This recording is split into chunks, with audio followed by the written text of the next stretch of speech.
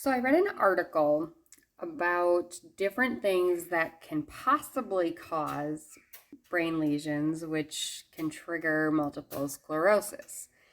And not all of them do you need to have the brain lesions. One could do it, or multiple of the following.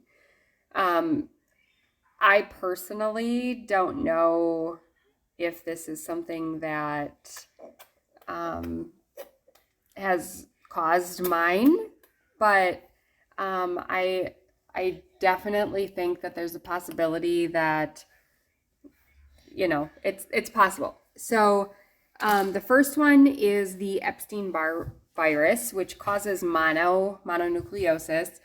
I've never had either one, so for me that's out.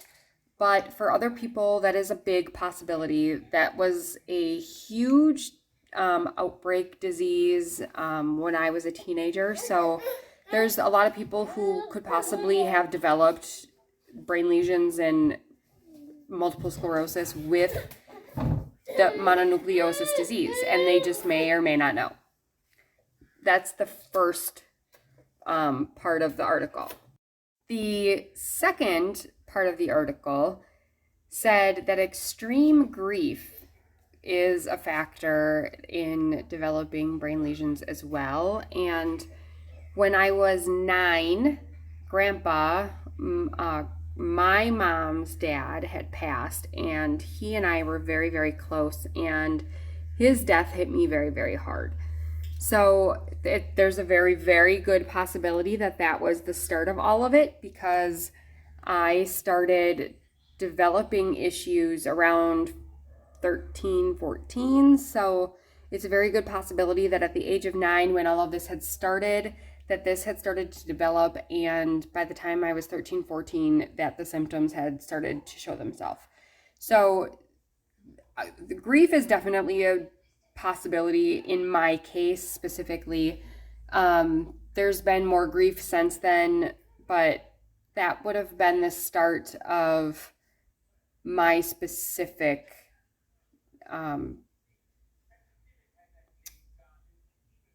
disease, really. So that's the second part. The third part suggests that genetics could potentially play a role.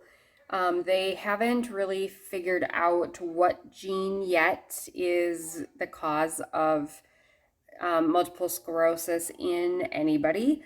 They have figured out, though, that even a third relative will increase your percentage of having multiple sclerosis. And my great aunt, grandma's mom's sister, has multiple sclerosis. So for me, it was a genetic thing that raised my chances of getting it. As far as genetics go, there's a whole lot of science that say both sides of it. So take it as you will and wait for the science to prove one way or another. Section 4, part 4 of the article explains that vitamin D levels can play a role in developing brain lesions. And part of that is the higher you are or the lower you are from the equator, the less sun you have, right? Well, I live in the Northwest, so it's definitely something that is affected, and we're inside half of the year basically. So it's something, it's a potential. It could happen. It's a definite possibility. When I had my last big flare up, there was definite low levels of vitamin D. So I'm not against that level of science, but whether or not that's causing brain lesions, I don't know. So I'm not saying yes, I'm not saying no. I'm just saying I believe that the vitamin D levels have a part in the flare levels that people can have with the disease itself. The fifth part of the article explains that smoking can actually increase your chances of developing multiple sclerosis double. So you're 2 times more likely to develop it than somebody who doesn't smoke.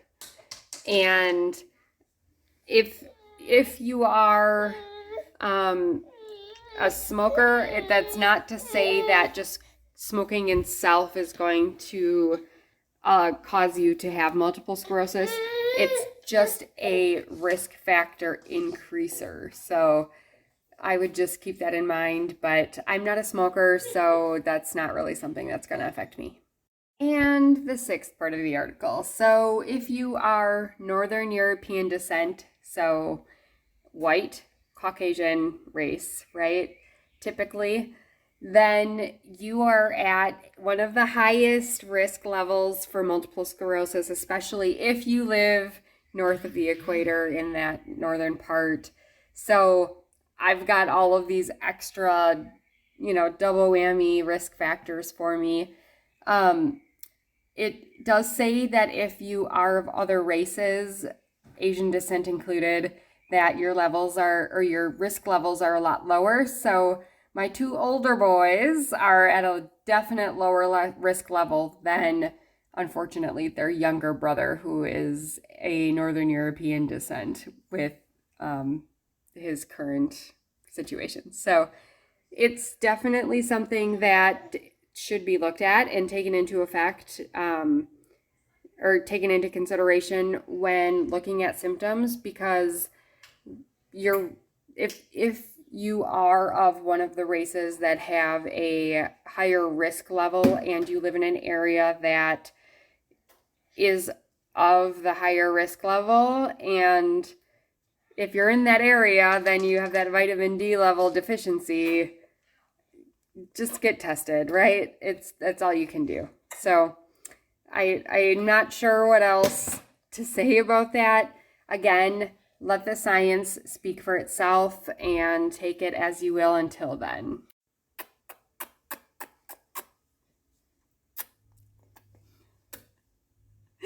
I love you.